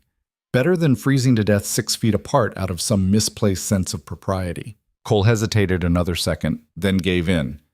He was too cold to be proud, and she was right. Body heat was body heat. He settled beside her on the couch, careful not to jostle her leg, and she pulled the blanket over both of them. The warmth was immediate and shocking. He hadn't realized how cold he'd gotten until he felt the heat radiating off her. "Better?" she asked. "Yeah, thanks." They sat like that for a while, listening to the fire and the wind and the creaking of the old house around them. The dogs curled up at their feet, adding their own warmth to the pile. "This is weird," Evelyn said after a while. "What is?" "This. Us. A week ago I didn't know you existed. Now you're sharing a blanket with me on my couch and fixing my fences. Life's strange that way." You ever think about what would have happened if you hadn't come? If Dutch hadn't called, or you decided it wasn't worth the risk? Cole had thought about it more than once. You would have died. Probably. And you'd be back at your ranch, warm and safe, never knowing I existed. But I did come, so we don't have to think about the alternative. Still, it's strange how much can change based on one decision. You deciding to ride out, me deciding to check that barn loft. Small choices with big consequences. That's life. String of small choices, most of which don't matter until suddenly they do. Evelyn shifted slightly, getting comfortable. What made you say yes? When Dutch called, what made you decide to come? I don't know. Gut feeling, I guess. Something about the way he said your name, worried but also respectful. Like he knew you'd hate that he was calling for help on your behalf, but he did it anyway because it was the right thing. Sounds like Dutch. And then I thought about someone dying alone in the cold, and I thought about Daniel, and I just couldn't not go. Does that make sense? Yeah, it does. They fell quiet again. Outside, the light was fading fast, the short winter day giving way to the long night. The temperature would drop further, the wind would pick up. The next storm would roll in right on schedule, but inside for now there was warmth and food and the strange comfort of shared survival. Cole? Evelyn's voice was soft. Yeah? I'm glad you came, even if I was a complete ass about it at first. You had every right to be. I barged into your house like I owned the place. Still, you saved my life. That counts for something. You would have done the same for me. Would I? I'd like to think so, but honestly, I don't know. I've spent so long pushing people away, I'm not sure I'd even know how to help if someone needed me. Cole turned to look at her. In the firelight, her face was all sharp angles and shadows, but there was something vulnerable in her expression that hadn't been there before. You helped me, he said. You told me where to find the cattle, how to fix the fence. You're helping right now, keeping me from freezing to death through sheer stubbornness. She laughed. That's not help, that's just survival. Sometimes they're the same thing. Evelyn met his eyes, and something passed between them. Understanding, maybe, or recognition. Two people who'd spent too long alone, finding unexpected connection in the worst possible circumstances. We should eat something, she said finally, before we both fall asleep and let the fire die. Good idea. But neither of them moved. The warmth was too good, the comfort too rare. Outside, winter pressed against the walls with patient malice. Inside, for just a little while longer, they held it at bay together. The second storm hit exactly when the radio said it would, rolling in around midnight with winds that made the house shudder on its foundation. Cole woke to the sound of something metallic tearing loose outside. The barn door, maybe, or part of the roof he'd just patched. He started to get up, but Evelyn's hand caught his arm. Don't, she said. Whatever it is, it's already gone. You go out there now, you'll just get yourself killed. I can't just let the barn fall apart. You can and you will. We'll deal with it when the sun's up and the wind dies down. Right now, you stay put. Cole wanted to argue, but the iron grip on his arm told him it would be pointless. Evelyn might be injured and weak, but her stubbornness was fully operational. Fine, he muttered, settling back down. But if the whole barn collapses, then we rebuild it in the spring. It's just a building, Cole. Buildings can be replaced, says the woman who nearly died protecting her ranch. Yeah, well, I'm learning. She released his arm. Besides, I need you alive more than I need that barn standing. You're more useful. That might be the nicest thing you've said to me. Don't let it go to your head. They lay there listening to the storm rage, the wind finding every crack and gap in the old house's armor. The fire burned low despite Cole's efforts to keep it fed. The chimney was drawing wrong, probably snow blocking the cap, and the temperature inside dropped steadily toward uncomfortable. Tell me about your ranch, Evelyn said after a while. The one you nearly lost. Cole shifted, trying to find a position that didn't make his ribs ache. A week of sleeping on floors and couches was catching up with him. Not much to tell. 3,000 acres, mixed cattle and horses. Been in my family since 1891. That's a lot of history to almost lose. Yeah, my father built it up from what his father left him, turned it into something really successful. When he died, I thought I could just step into his shoes and everything would keep running the same way. But it didn't. Not even close. Turns out there's a difference between working on a ranch and running one. All the stuff he handled that I never paid attention to, the books, the contracts, the planning, suddenly it was all on me, and I had no idea what I was doing. So what changed? I got desperate enough to ask for help. Marcus, my foreman, he sat me down one day and told me straight that I was driving us into the ground. Said if I didn't hire a bookkeeper and let him handle more of the operations, we'd be bankrupt by Christmas. That must have been hard to hear. It was. But he was right. So I swallowed my pride, hired people who knew what they were doing, and started actually learning the business instead of just trying to muscle through on determination alone. Evelyn was quiet for a moment. How long did it take to turn things around? About 2 years before we were stable, another year after that before we were actually profitable again. There were times I thought we weren't going to make it. But you did. Yeah, we did. Cole paused. What about you? What's your plan once you're back on your feet? You mean besides trying to salvage what's left of this season? Yeah, long term. You going to keep running this place alone? He felt her tense beside him. Why wouldn't I?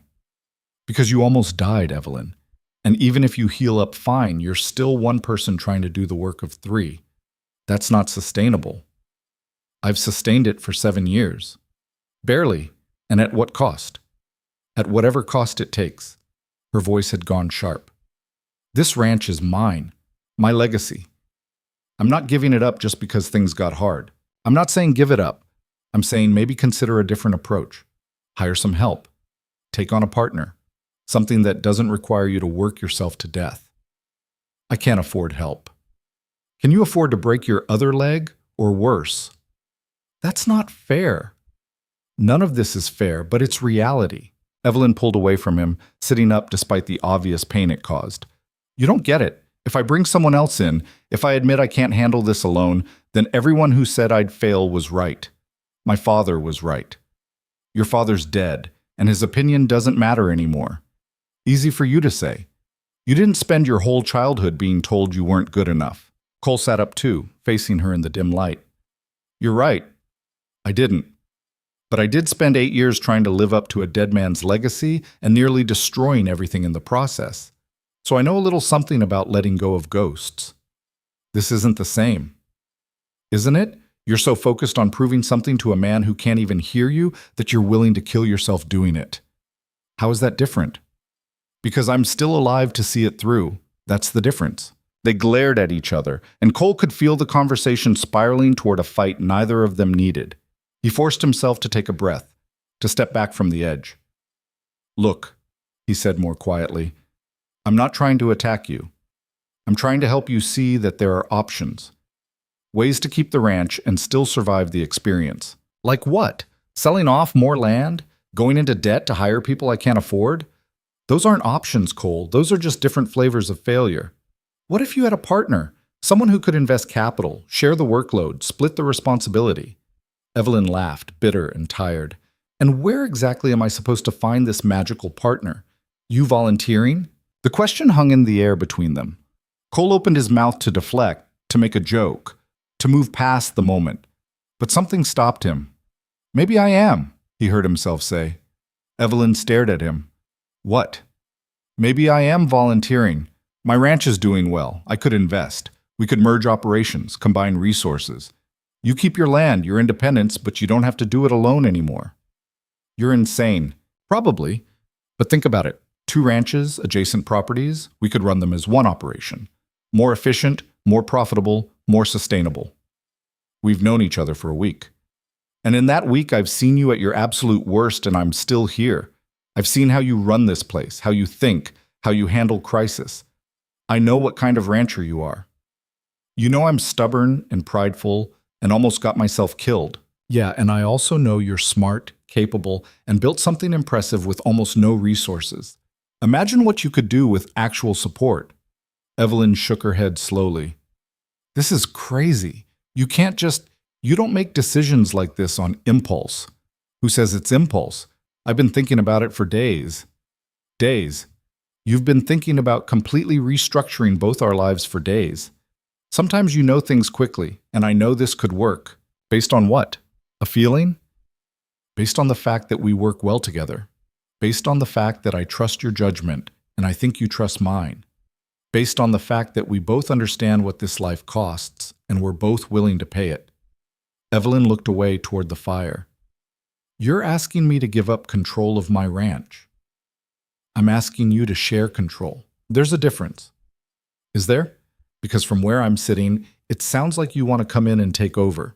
Do I strike you as the type who could take over from you even if I wanted to? That got a small smile. No, I'd probably kill you if you tried. Exactly. So this would have to be a true partnership. Equal say, equal responsibility, equal ownership. You'd really do that? Split your successful ranch with someone you barely know? Cole met her eyes. Yeah, I would, because I think together we could build something better than either of us could manage alone. And because... He paused, not sure he should finish the thought. Because what? Because I'm tired of being alone too. I just didn't realize it until I got here. The admission cost him something. He could see the recognition in Evelyn's eyes. She knew what it meant to confess that kind of loneliness. This is insane, she said again, but with less conviction. Most good ideas are. We should think about it. Take time, not make rash decisions while we're trapped in a storm and you're suffering from some kind of savior complex. Fair enough, we can table it for now, but promise me you'll actually think about it, not just dismiss it out of hand. Evelyn nodded slowly. I'll think about it, but I'm not making any promises beyond that. That's all I'm asking. They settled back down, the tension easing but not disappearing entirely. Outside, the storm continued its assault, and somewhere in the darkness, something else tore loose with a crash that made them both wince.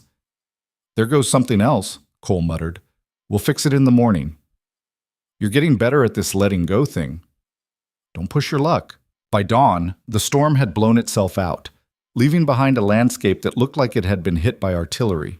The barn door hung by one hinge, half the chicken coop had collapsed, and the temporary fence repair Cole had made was scattered across 50 yards of snow. Could be worse, Cole said, surveying the damage. How? Evelyn asked from the doorway, leaning on the crutch he'd made her from a broken shovel handle. Could be on fire. That's your standard? As long as it's not actively burning, we're good? Low expectations make for pleasant surprises. She snorted, but didn't argue. The fever had broken completely overnight, and while she was still weak and her leg was still a mess, there was color in her face and clarity in her eyes that hadn't been there before. You shouldn't be standing, Cole said. I've been lying down for a week. If I don't stand up, I'm going to lose my mind. At least stay on the porch. Last thing we need is you falling and breaking something else. Yes, Mother. Cole spent the next 3 hours doing triage. The barn door got rehung, badly, but functional. The chicken coop was a loss, but they could rebuild it when the weather cleared. The fence would need a complete redo, but for now, he just gathered the cattle and moved them to a different pasture where the fencing was intact. Throughout it all, Evelyn watched from the porch, occasionally shouting instructions or corrections. Cole took the input without complaint. It was her ranch, after all, and she knew it better than he ever would. Around noon, the satellite phone beeped. Cole practically dove for it, fumbling the device out of his pocket. Signal. Finally, actual signal. 3 messages from Marcus, each one progressively more worried. 2 from Dutch Morrison asking if he'd found Evelyn. 1 from the county asking if he needed emergency services. He called Marcus first. Jesus Christ, Cole, where the hell have you been? Nice to hear your voice too.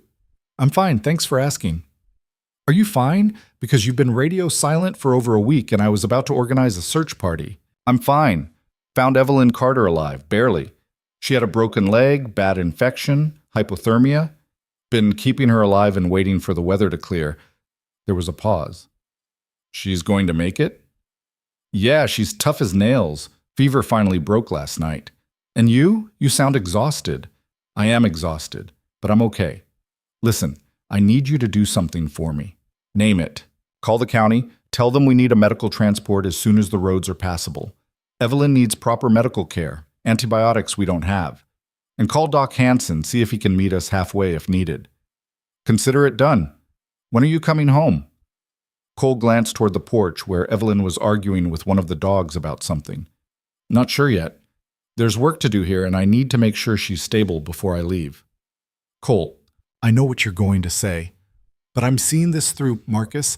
She needs help, and I'm here. End of story. Another pause. You're not thinking of doing something stupid, are you? Define stupid. I don't know. Offering to merge ranches with a woman you've known for a week?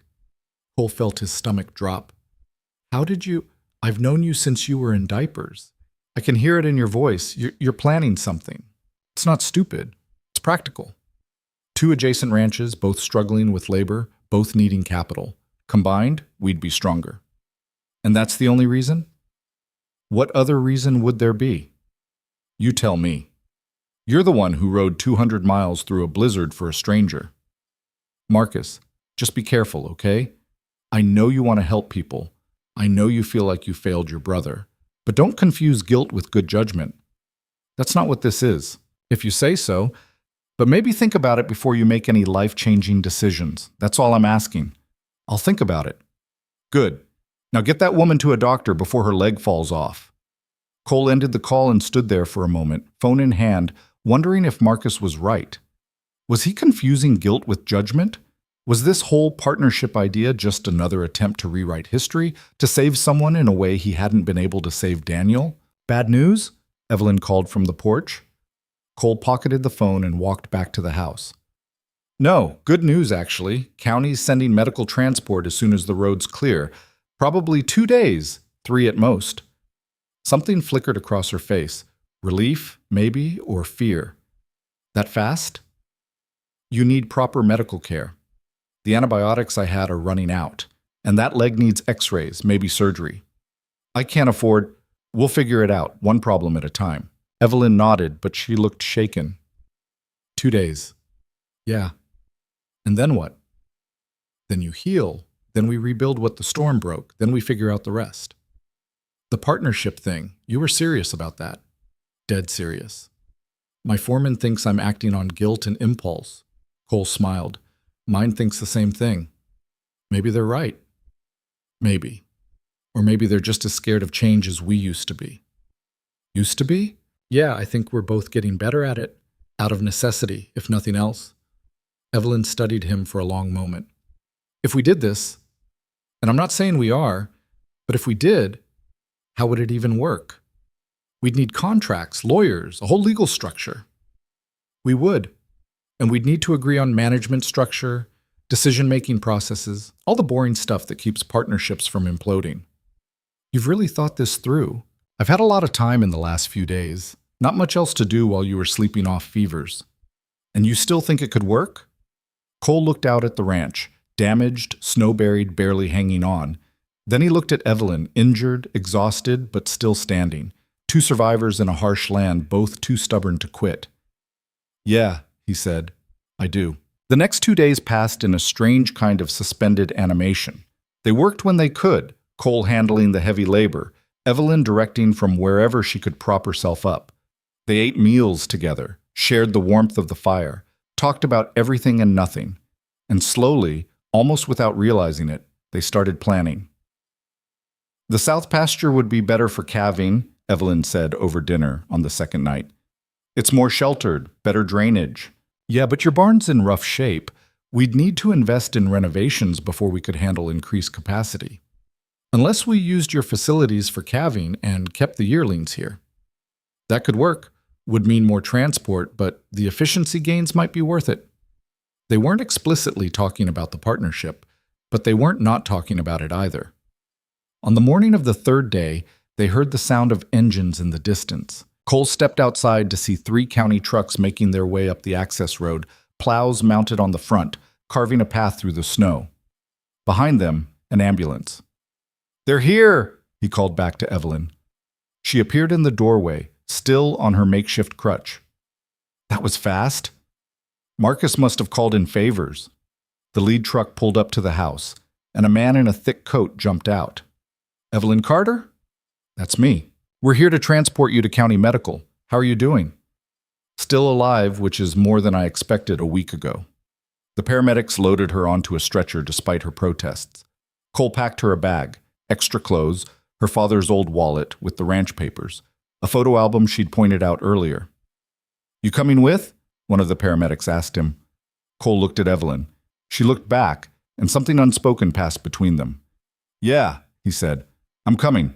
At the hospital, they cleaned and debrided Evelyn's wound properly, pumped her full of IV antibiotics, and confirmed what Cole had suspected. The bone had healed crooked and would need to be rebroken and reset. Surgery was scheduled for the following morning.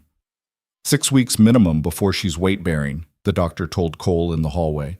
12 before she's back to full activity. And that's if everything goes perfectly. "She's going to lose her mind," Cole said. "Most ranchers do. You family?" "Partner," Cole said, and realized as he said it that he meant it. The doctor nodded. "Good. She's going to need support, both for the recovery and for the ranch work she can't do." "She'll have it." That evening, Cole sat beside Evelyn's hospital bed, watching her sleep off the sedatives they'd given her. She looked smaller somehow, diminished by the sterile environment and the machines beeping around her. But she was alive. Against all odds, despite every mistake and misfortune, she was alive. "You're staring," she mumbled without opening her eyes. "Sorry, didn't realize you were awake." "Hard to sleep with all this noise."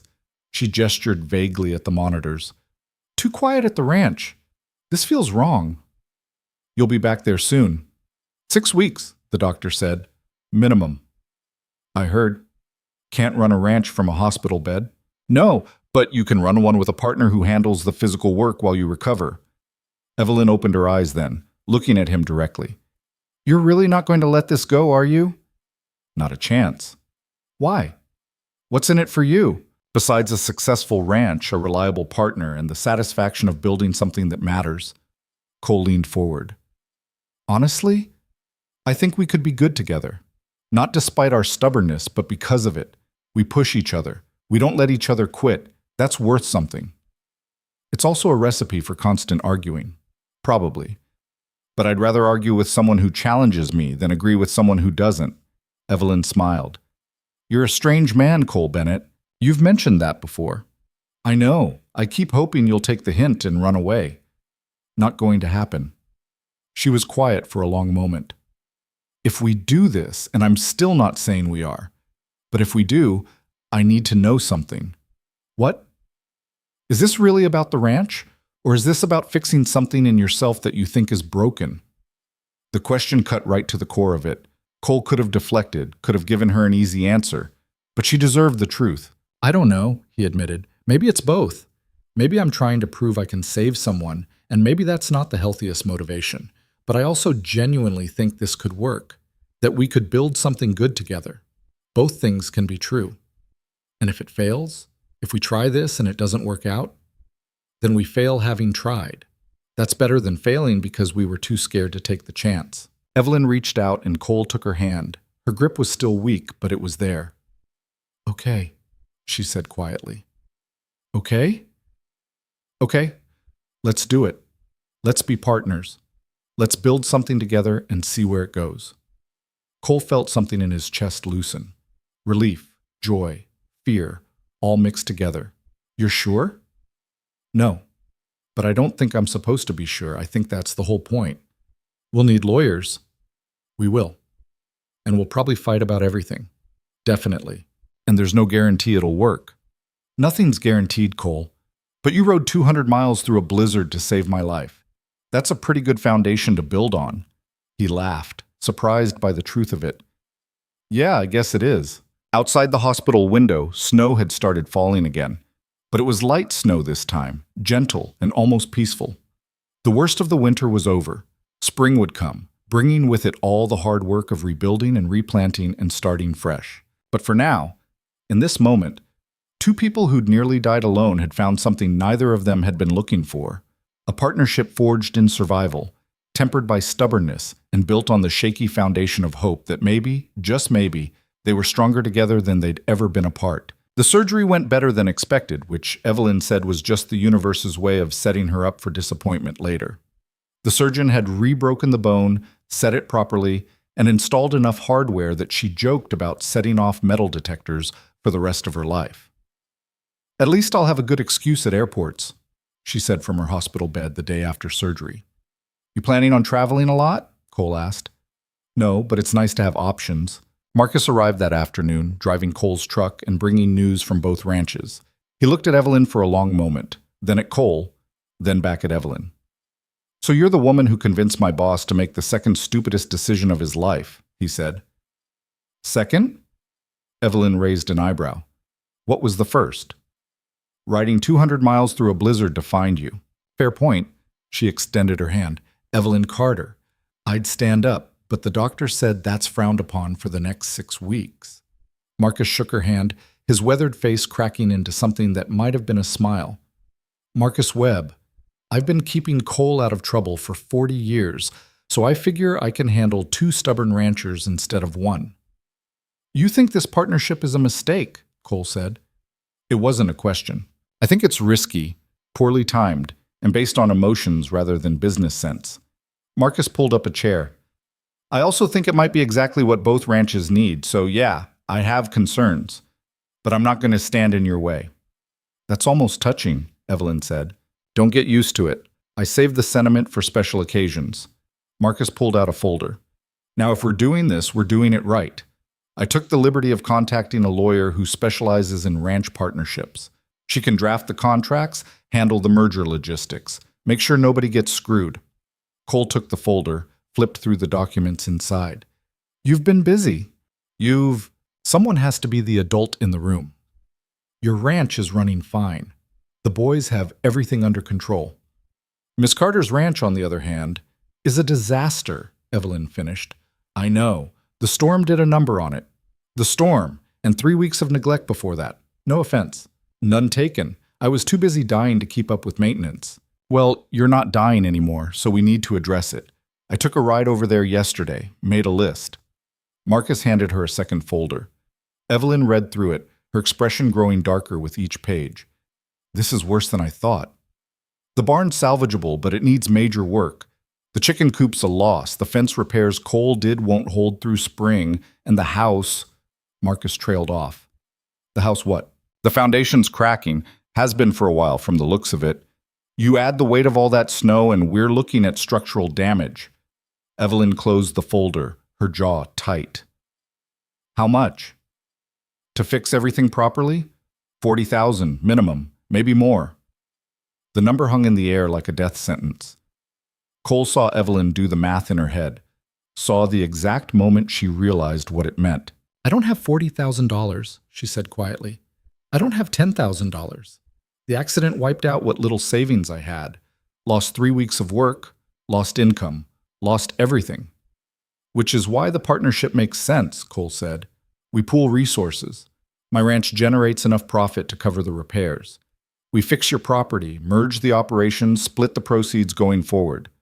That's not a partnership, that's charity." "No, it's an investment. Your land is worth something. Your expertise is worth something. We're not giving you money. We're investing in a joint venture that benefits both of us." Marcus nodded. "He's right. The combined operation would be more valuable than either ranch alone. You bring 300 acres of prime grazing land and 7 years of operational knowledge. He brings capital and infrastructure. Together, you're looking at a ranch that could gross $500,000 annually within 3 years." Evelyn looked between them. "You've really thought this through." "We have," Cole said. "And I know it's fast and I know it's scary, but sometimes the best opportunities come from the worst circumstances." She was quiet for a long moment, staring at the numbers in Marcus's folder. Then she looked up at Cole. "Equal partners?" she asked. 50-50 ownership, 50-50 decision-making, 50-50 profit split. "And if we disagree on something major? We figure it out, like adults, or we argue about it until one of us gives in. Whatever works. And if it doesn't work? If we try this and it falls apart?" Cole met her eyes. "Then we split the assets fairly and go our separate ways, but I don't think it's going to fall apart." "Why not?" "Because we're both too stubborn to let it fail." That got a real laugh out of her. "That's your business plan? Stubbornness?" "It's gotten us this far." Evelyn looked at Marcus. "What do you think? Honestly?" Marcus leaned back in his chair considering. "Honestly, I think you're both crazy. But I also think crazy might be exactly what the situation needs. The ranching business is changing. Small operations can't compete anymore. But 2 small operations combining into 1 medium operation? That's got potential. So you're on board? I'm on board, but we do this right. Legal contracts, clear boundaries, regular communication. None of this handshake and hope for the best nonsense. Agreed, Cole said. Evelyn nodded slowly. Okay, let's do it. Let's actually do this. The lawyer's name was Patricia Chen, and she had the kind of no-nonsense efficiency that made both Cole and Evelyn sit up straighter. She arrived at the hospital the next day with contracts, questions, and a sharp understanding of exactly what could go wrong in a partnership. The biggest issue in these arrangements is usually decision-making, she said, spreading papers across the rolling table that served as Evelyn's desk. You need clear protocols for who decides what and what happens when you disagree. What do other partnerships do? Evelyn asked. Depends. Some have a senior partner who gets final say. Some require unanimous agreement on major decisions. Some bring in a third-party mediator. We're equals, Cole said firmly. No senior partner. Then you need a dispute resolution process. I'd suggest a 3-tier system. Discussion first, then mediation, then if all else fails, binding arbitration. Sounds expensive, Evelyn said. Cheaper than a lawsuit, trust me. They spent the next 3 hours going through every possible scenario. What happened if one partner wanted to sell? What happened if one died? What happened if the ranch went bankrupt? What happened if they decided they hated each other?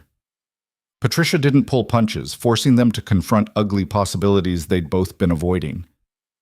This is depressing, Evelyn said after they'd finished the section on dissolution procedures. This is protection, Patricia corrected. You're both going into this with good intentions. But intentions change, circumstances change, people change. The contract is there to protect you when that happens. You must be fun at parties, Cole said. I don't go to parties, I prevent disasters. She gathered the papers. I'll have the final drafts ready in a week. Look them over, make sure you understand every clause, then we'll make it official. After she left, Cole and Evelyn sat in silence for a while. That was intense, Evelyn finally said. Yeah. You still want to do this? Cole thought about it, really thought about it. Not just the romantic notion of partnership, but the reality of binding himself legally and financially to someone he'd known for 2 weeks. It was reckless. It was risky. It was probably the kind of decision he'd look back on and wonder what he'd been thinking. Yeah, he said. I do. Me too. Which probably means we're both idiots. Probably, but at least we're idiots together. Evelyn was discharged from the hospital 5 days later, with a new cast, a bottle of painkillers, and strict orders to stay off her leg for 6 weeks. Cole drove her back to her ranch, where Marcus and a crew of workers were already deep into repairs. I hired them on your behalf, Marcus said when Evelyn started to protest. Consider it the partnership's first major expense. We need the property functional before spring. The barn was first on the list. They replaced the rotten beams, patched the roof properly, reinforced the whole structure. The chicken coop got rebuilt from scratch. The fencing was torn out and replaced with something that would actually last. And the house got the foundation work it had needed for years, plus new windows, new insulation, and a chimney cleaning that revealed a bird's nest the size of a basketball. No wonder the fire wasn't drawing right, Cole said, staring at the debris. Evelyn watched it all from the porch, directing when she could, biting her tongue when she couldn't. Cole could see the frustration building in her, the need to be doing instead of observing, to be in control instead of dependent. This is killing you, he said one afternoon, sitting beside her. I can't even check on my own cattle without help. Of course it's killing me. They're not just your cattle anymore, they're our cattle. Doesn't make it easier. I know. Cole was quiet for a moment. You want to know something my father told me once? What? He said the hardest thing about getting older wasn't the aches and pains. It was learning to trust other people to do the work you used to do yourself. Said it felt like losing a part of who you were. Smart man. He had his moments, but he was also wrong about something. What? He thought accepting help meant admitting weakness. Took me years to figure out it actually means the opposite. It means being strong enough to recognize your limitations and smart enough to build a team that covers them. Evelyn looked at him. You're getting philosophical in your old age. I'm 46. That's not old. It's not young either. Fair point. Cole stretched, feeling every one of those 46 years in his back. But seriously, you're not losing yourself by accepting help. You're expanding what you can do by having people you trust to do it with you. People, plural. Well, me and Marcus, and the crew, and eventually whoever else we hire as the operation grows. This is really happening, isn't it? We're really doing this. Yeah, we really are. The contracts were signed on a Tuesday in March, in Patricia Chen's office with Marcus as witness. Cole and Evelyn each signed a dozen places, initialed a dozen more, and officially became equal partners in what was now called the Bennett Carter Ranch. Congratulations, Patricia said, handing them each a copy. You're now legally bound to each other in ways that would make a marriage look simple. That's romantic, Evelyn said dryly. I don't do romance. I do legally binding documents. But for what it's worth, I think you two might actually make this work. High praise from you, Cole said. Don't let it go to your head. Now get out of my office. I have real disasters to prevent. They celebrated that night at the ranch, both ranches technically, since they were now one property. Marcus grilled steaks, the crew brought beer, and for a few hours they just let themselves be happy about what they'd built. Speech, someone called out. Cole looked at Evelyn. She rolled her eyes but gestured for him to go ahead. Okay, he said, standing. I'm not good at speeches, but I wanted to say something about what we're doing here. A few months ago, both our operations were struggling.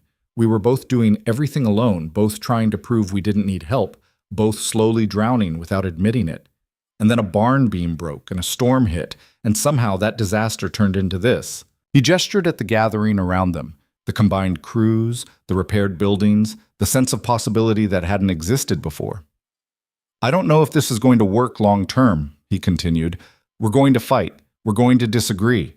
There are going to be days when we wonder what the hell we were thinking, but I know this. We're stronger together than we were apart, and that's worth fighting for. Damn right it is, Marcus called out, raising his beer. Everyone drank to that.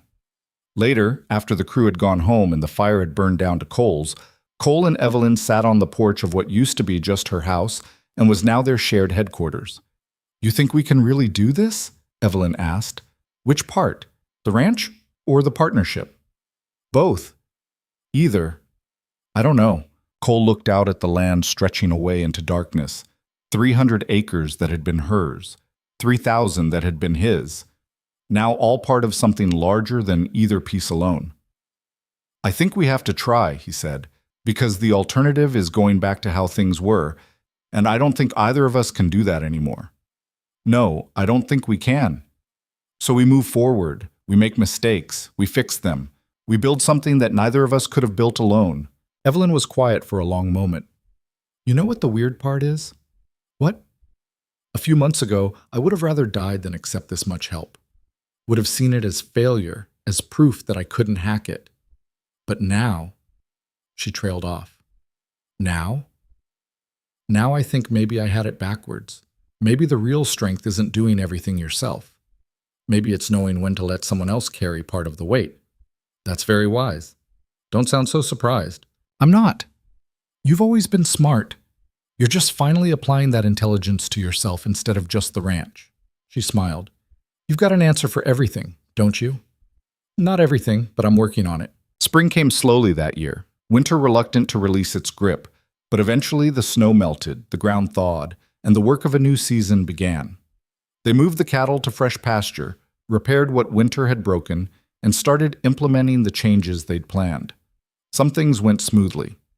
The combined herd was healthier than either had been separately. The shared equipment meant better efficiency. The larger operation attracted better prices from buyers. Other things were disasters. They fought about whether to invest in new breeding stock. They argued about hiring decisions. They had one spectacular blowout about irrigation systems that ended with both of them not speaking for 3 days. This is normal, Marcus told Cole during the silent treatment. Every partnership goes through growing pains. How do you know? Because I've watched you fight with yourself for years. At least now you're fighting with someone who can fight back. On the 4th day, Evelyn showed up at Cole's door.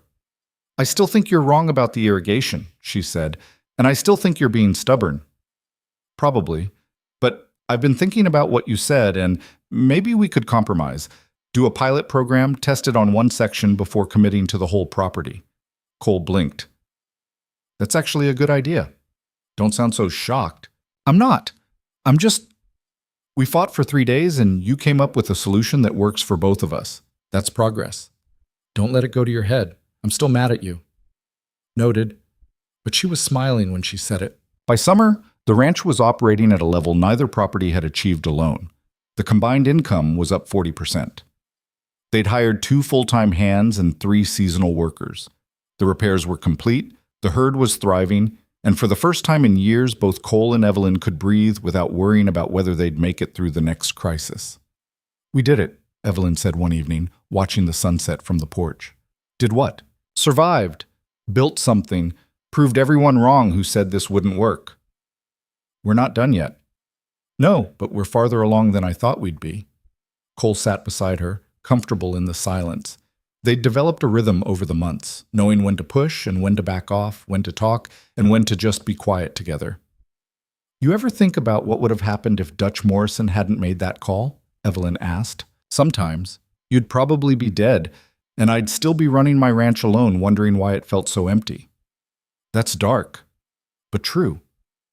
The accident almost killed you, but in a weird way, it also saved both of us, forced us to stop pretending we could do everything alone.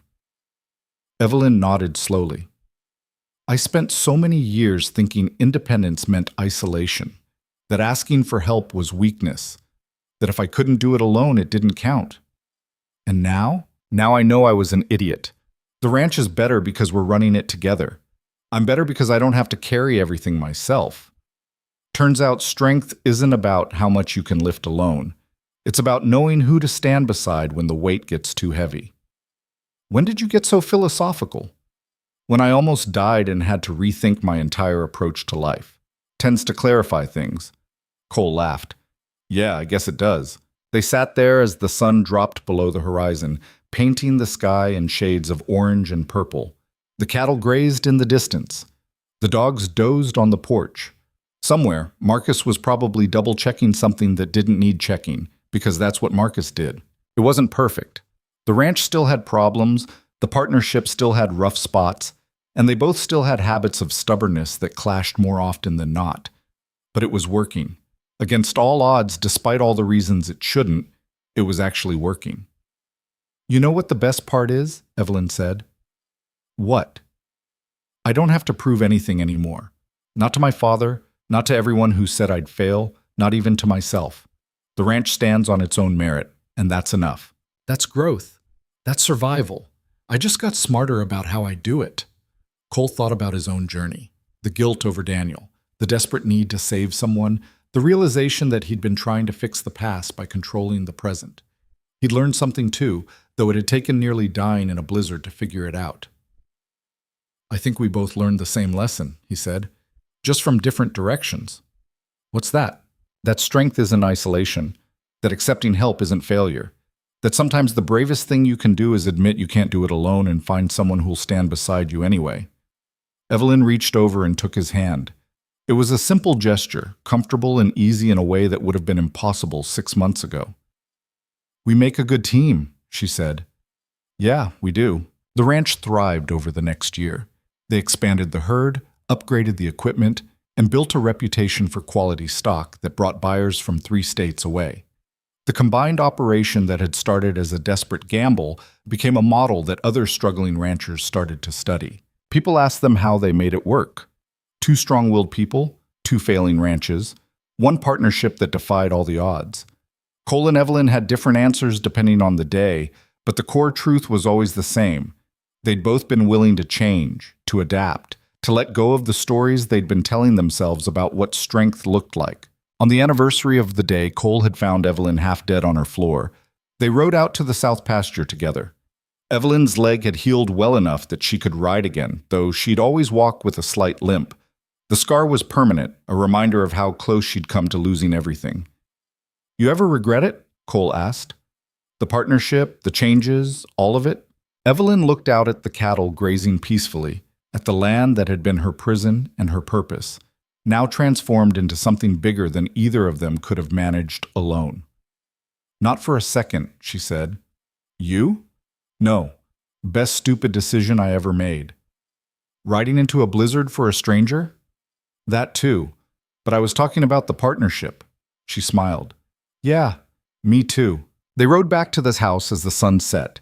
Two people who'd learned the hard way that survival wasn't about how much you could endure alone, but about having the courage to share the burden with someone who understood the weight.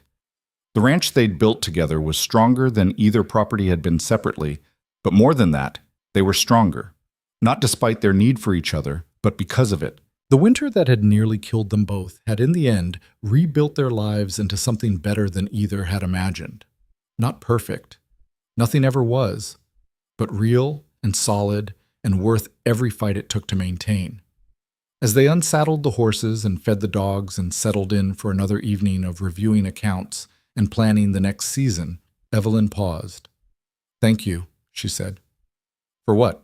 "For showing up. For not giving up on me, even when I gave you every reason to. For believing we could build something better together."